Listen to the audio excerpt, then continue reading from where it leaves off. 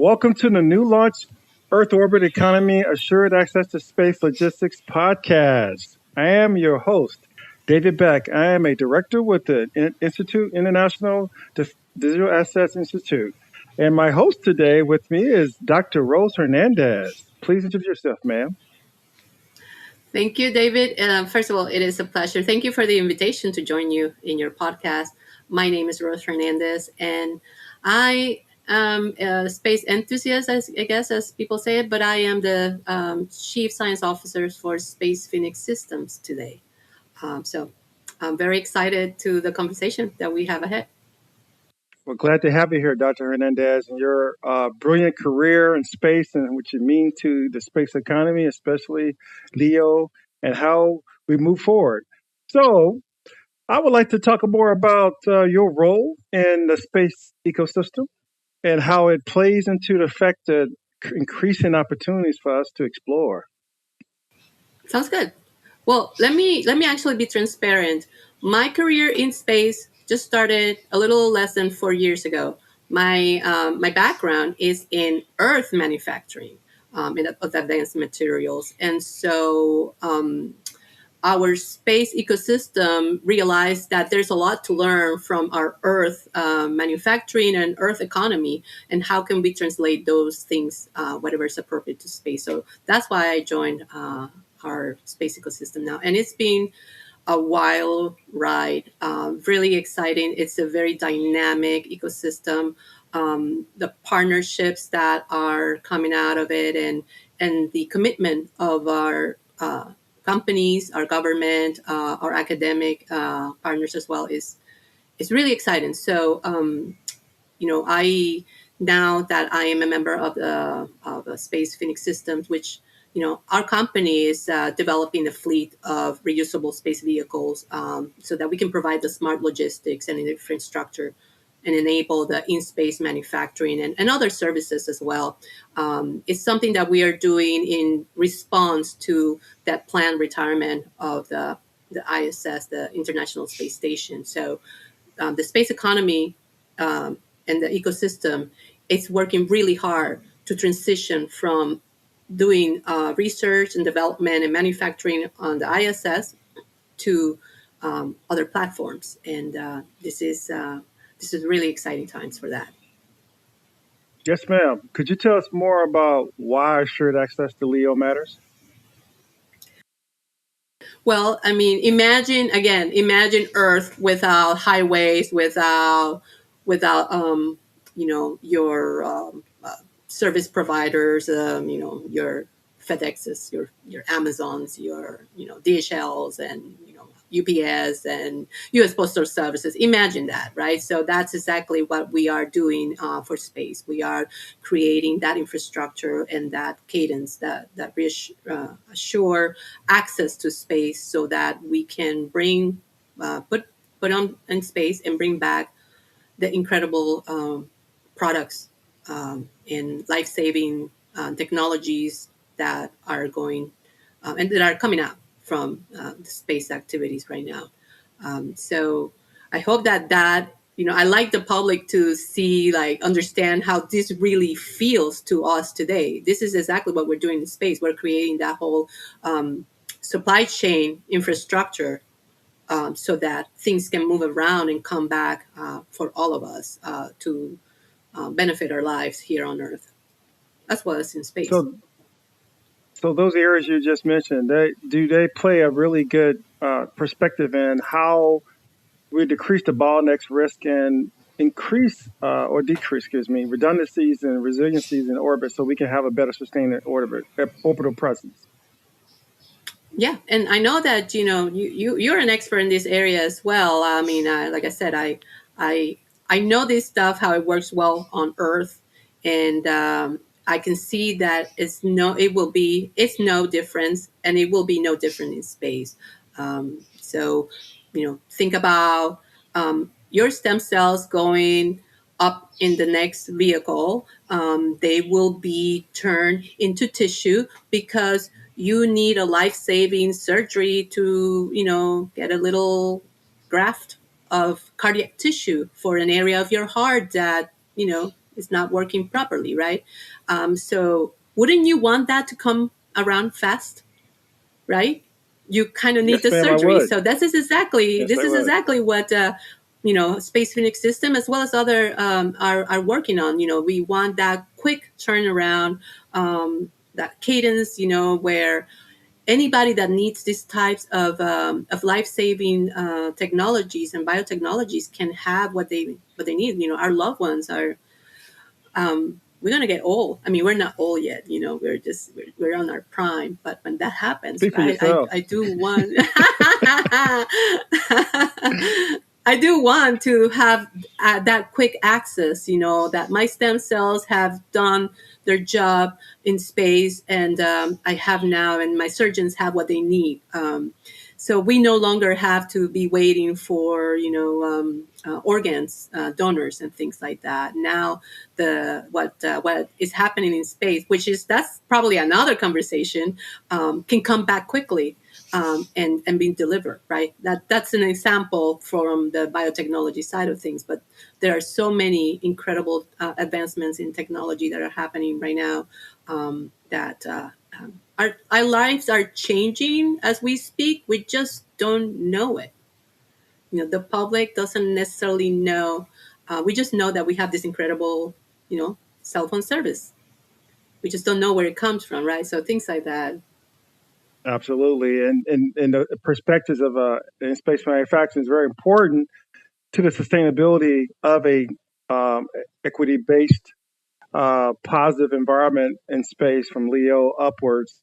We do need to look at how we build it out and assemble it in terms of advanced manufacturing areas. And what are from your perspective, what are those key serviceable, operation capabilities that would ensure us to have a better sustainable innovation in the space industry?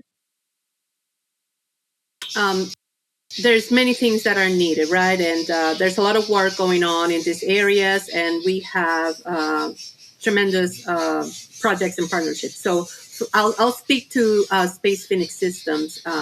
We are trying to tackle something very important.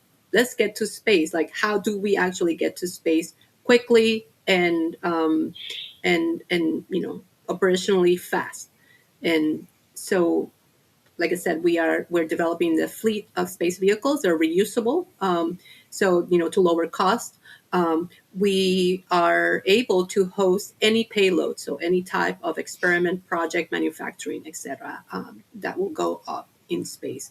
That is important. You need that cadence, because to here on Earth, we get to go to a laboratory or manufacturing facility every day. We need to enable quick access and enough access to space as well. So that's one thing. But in space, we also need power. We need platforms that can maneuver, that rendezvous operations and things like that.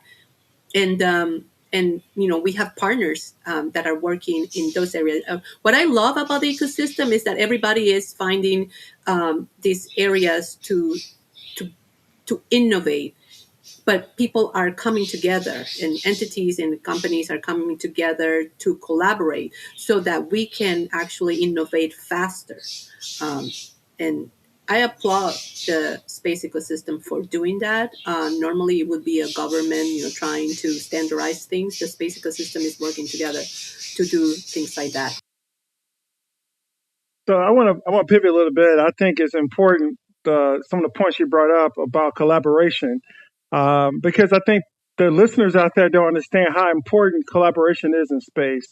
Could you give a good example from your perspective how important collaboration is in building something to go up in orbit from prior experiences or just working with people along the way in a collaborative working agreement? How important it is to our innovation in this cycle of development for space. Sure, it's hard to pick one single example, but I'll do my best. I mean, it takes a village actually to do anything here on Earth as well. So it's in space, and we have we have networks of say materials innovators, technology innovators here on Earth. They're the ones that are looking up to space to innovate and create new technologies that we need here on Earth. That I'm talking about things that we need on Earth. I'm not even touching what we need for space and space exploration and sustaining that. That's another world to itself on its own. But so we have those. Then we have a network of companies that know how to prepare the hardware and the infrastructure that is required to take those operations and make them work in space. Because in space, the science it's in science is the same, but because you don't have gravity, things work a little different than they do here on Earth. So we have experts here on in the space ecosystem that know how to do that. Then we have another network of companies that are working on vehicles, right? Launch vehicles, small vehicles, as well as other platforms that will take the infrastructure and take it to space and provide the necessary power and communications and all other things that are required to do operations. And then we have those like space Phoenix systems. We go back and forth like this constant. We're flying back and forth to bring things up and back, up and back, up and back. And provide that cadence. And again, and I gave a very simplistic view of this. There's a lot more behind the scenes in terms of operations that it takes. So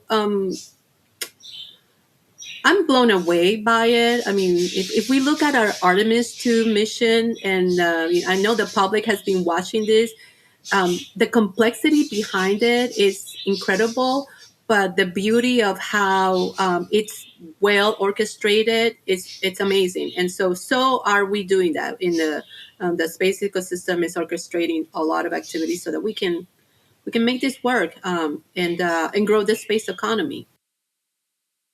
Yeah, I think it's important. I get This is one thing poetic when I talk about yes, this. It's like, it is but it poetic feels because amazing. it's like putting together a masterpiece, right? You have to start with a keynote. You have to look at the base, how things translate across the symbolicism of building a aperture for a particular musical symposium, and space is no different from that. So I think to your point, what are your thoughts on how do we really effectively go forward with some of these opportunities to service capabilities in space? I mean, do you see the future of capability of servicing in space being kind of like pulling up to an Exxon gas station with your combustible gas car, get a fill up and keep it moving? Or do you see there's a multiple different perspectives on how we provide serviceability to space assets? I well, I'm very sci-fi minded, I guess, and I like the Star Wars and type.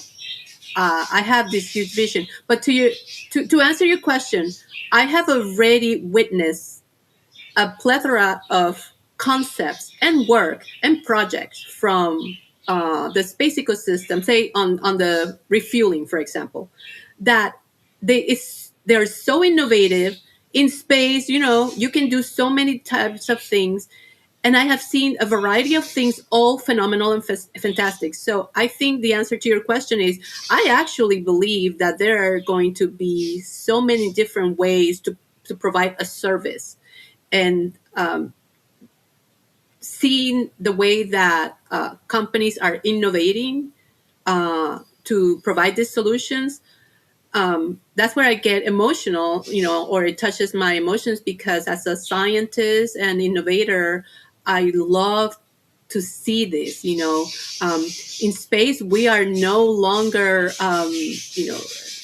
gravity is not a problem anymore. Now, yes, space is hard.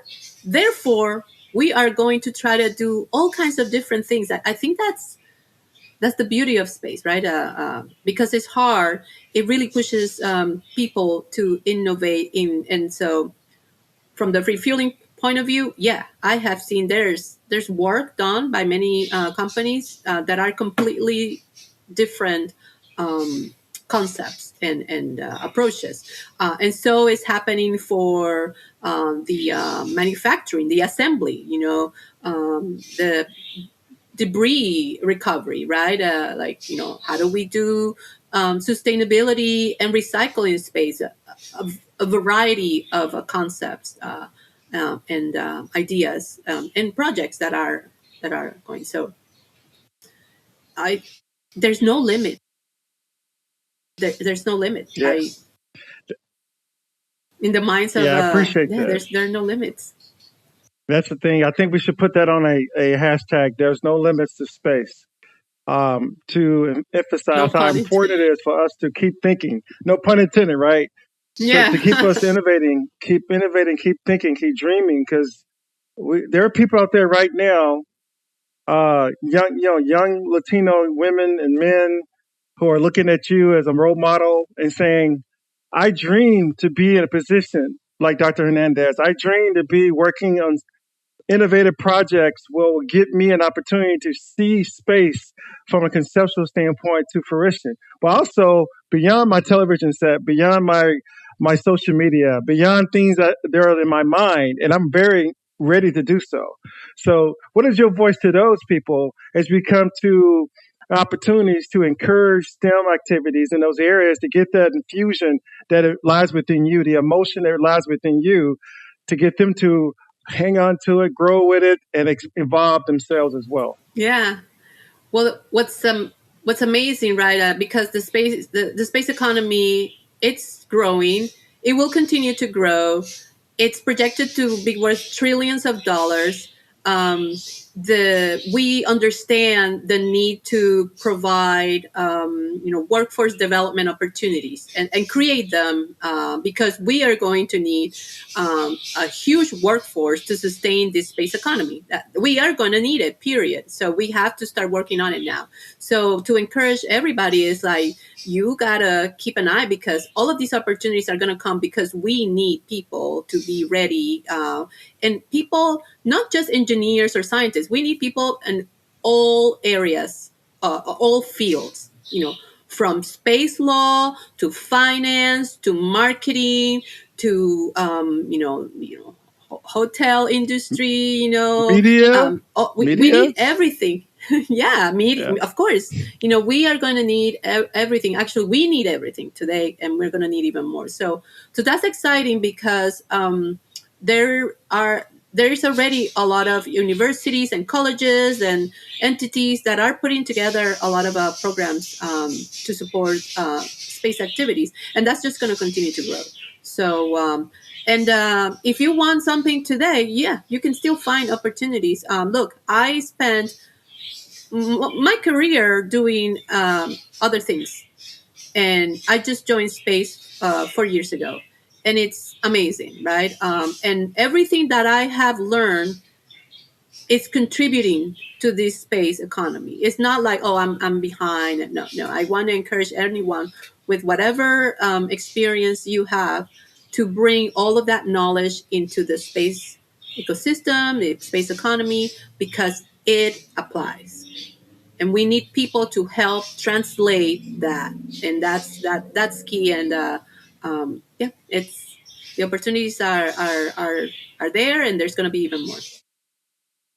Yes, and I want to encourage those out there who are watching this podcast for the first time, who are getting engaged with the International Digital Assets Institute and are following wonderful people like Dr. Hernandez, understand that you don't just fall into space. It is part of your passion. So it's kind of like you walk down a road and you find yourself at a space ecosystem and you just jump on for the ride. Innovate next, right? So I want to thank you. I want to thank you so much, Dr. Hernandez, for being our first call for this particular podcast. Also, want to encourage you and what you're doing to encourage the next generation. Could you give our guests out there in the podcast world opportunities how they can get in contact or add to support what Space Finish is doing going forward? We appreciate that. Absolutely. I we are very active on the LinkedIn platform. So if you can find me, Rose M. Hernandez. and send me a message. But you can also follow Space Finish Systems and send us a message there, and I'm sure I'm going to get it as well if for some reason you cannot find my profile. So yeah, definitely follow Space Phoenix Systems as well as the Institute for Digital Assets and Innovation. I'm sure they'll also will send me the message that they receive. Yeah, that's the easiest way to reach out. And please reach out. Whatever questions you have, ideas of that you have, because you need access for space. We can definitely help you. If it's not something that I do, we are connectors.